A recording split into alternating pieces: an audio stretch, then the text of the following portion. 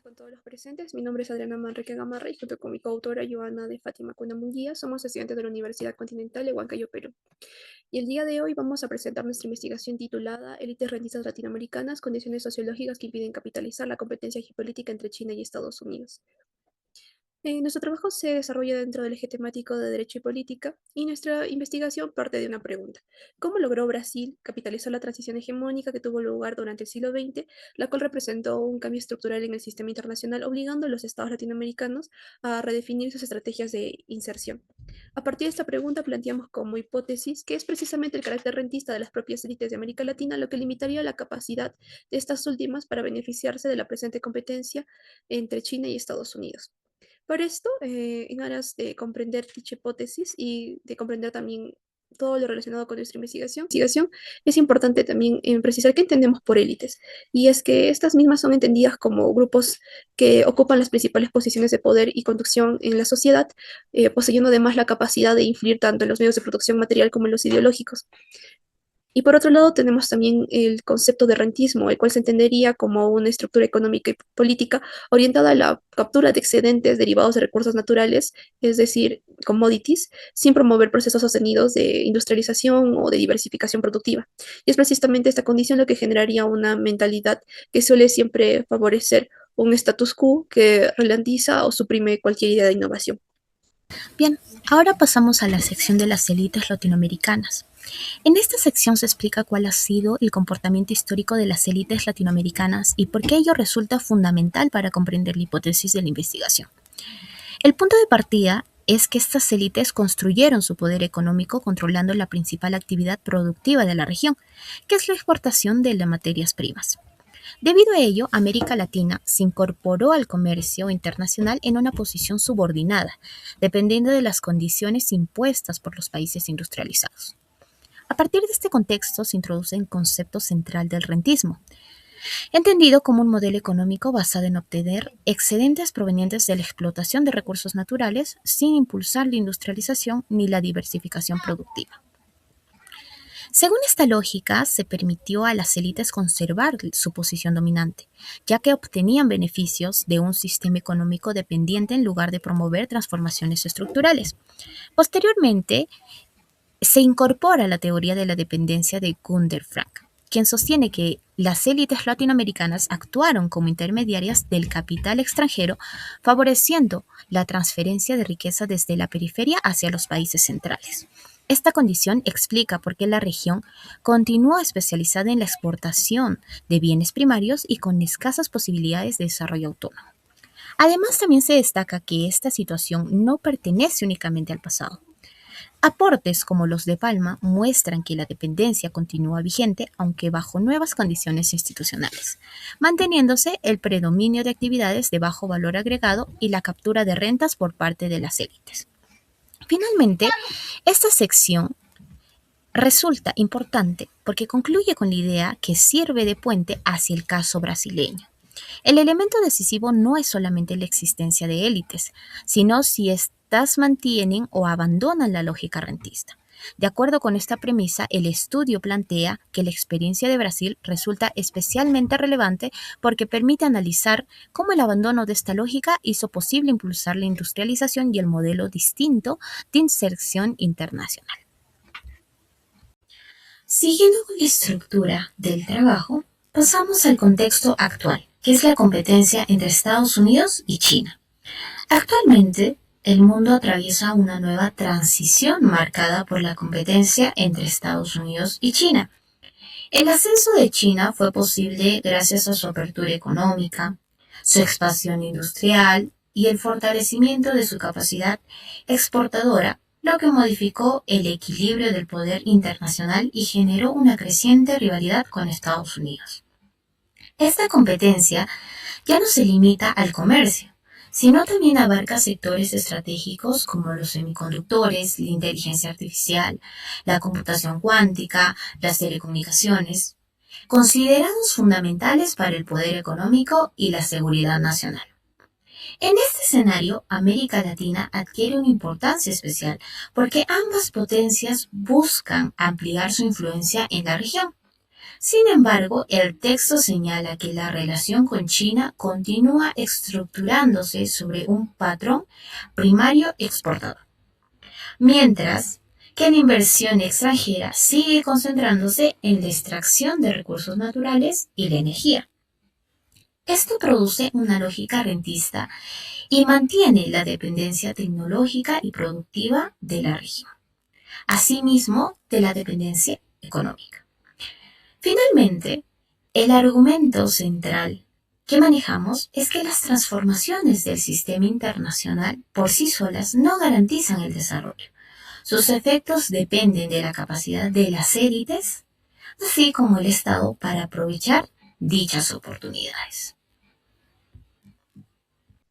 En aras de comprender lo antes vertido, es imperativo también hablar sobre la transición de Gran Bretaña y Estados Unidos durante el siglo XX y su vinculación con el caso Brasil como caso comparativo.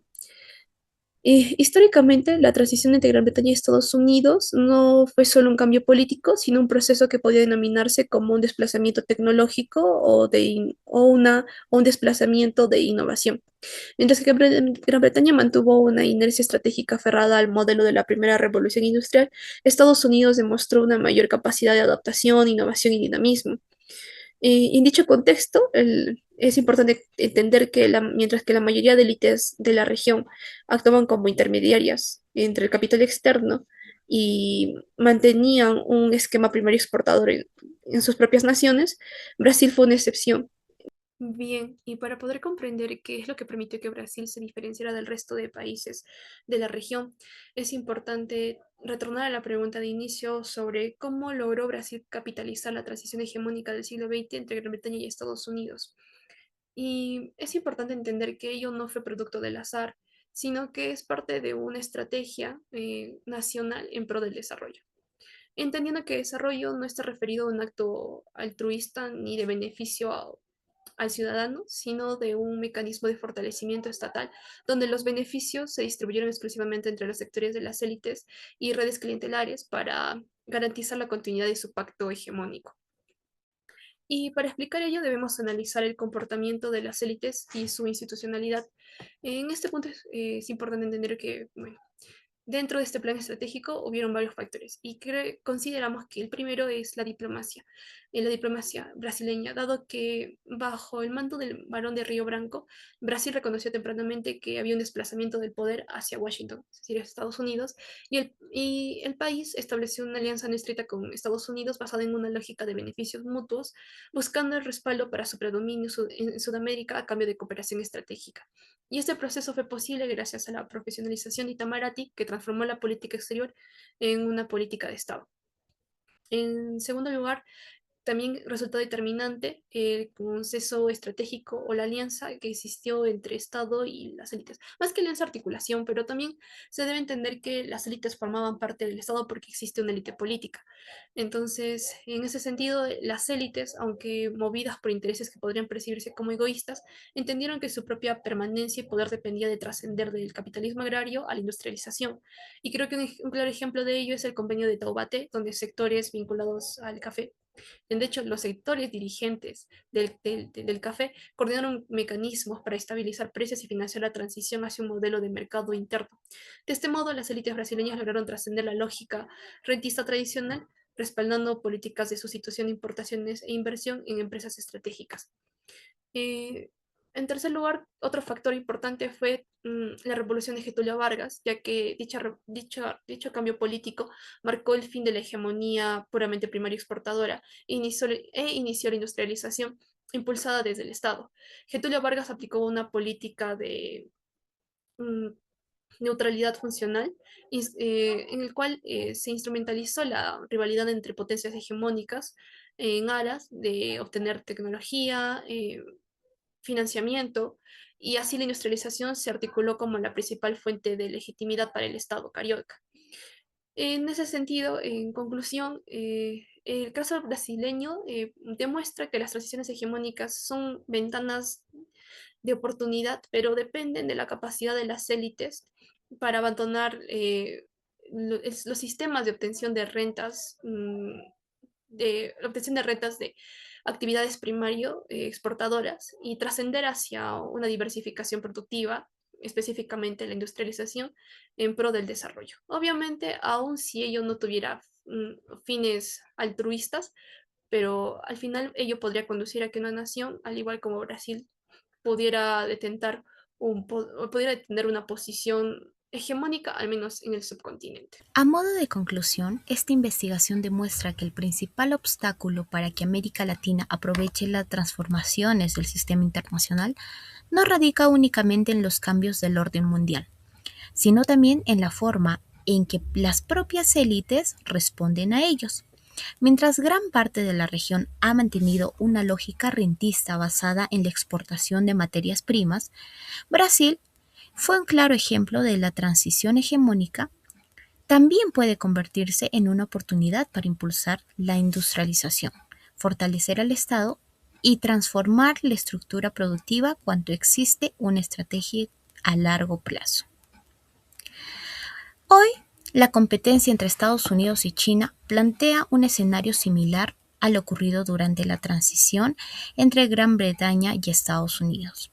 Sin embargo, el desarrollo no dependerá de elegir entre una u otra potencia, sino de la capacidad de las élites para abandonar una visión centrada en la captura de rentas y utilizar esa coyuntura como un instrumento para promover la innovación, la industrialización y una inserción internacional más autónoma. En este sentido, el caso brasileño demuestra que las oportunidades que ofrece el sistema internacional no son lo que determinan el desarrollo. Lo determinante es la capacidad de cada país para convertir esas oportunidades en un verdadero proyecto nacional. Muchas gracias por su atención.